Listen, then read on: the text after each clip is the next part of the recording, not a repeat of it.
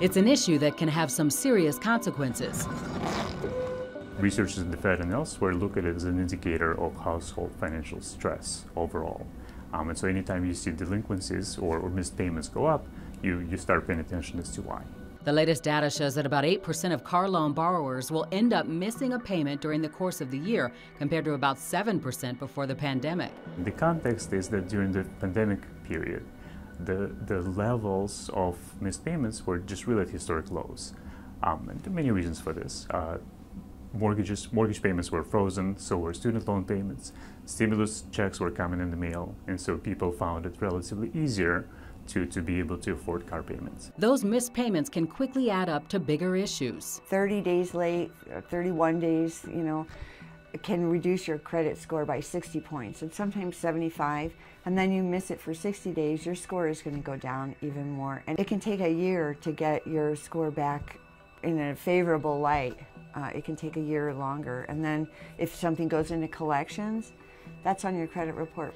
Donna Rasmussen is with the Consumer Credit Counseling Service of Northern Illinois. She says credit score declines can impact people in many aspects of their lives. You can't get a home loan or down payment assistance for a loan if your score is under 640. So if your score goes to 635, that cuts you out of a lot of benefits that you can get for home ownership, and landlords and lenders, they look at that. She says a missed payment can stay on your credit report for as long as 7 years, and that many times when people make a car payment after missing 2, they're usually doing it at the expense of paying another bill. We see people who they're making that third car payment, but they're also 2 months behind in their electric bill, or their water's getting ready to be shut off, or they're not able to make a student loan payment.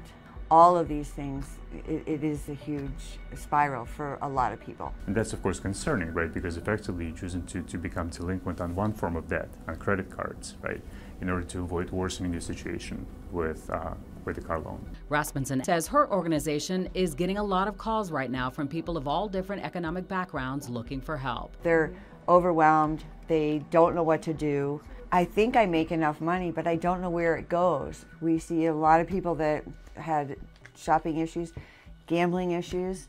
People with 6 figures are having the same struggles that the rest of us have that aren't making, the big bucks. She says that her organization also offers counseling services to help people get organized, and says that developing good financial habits is important for all of us. It's like swimming. It's a life skill that everybody should have.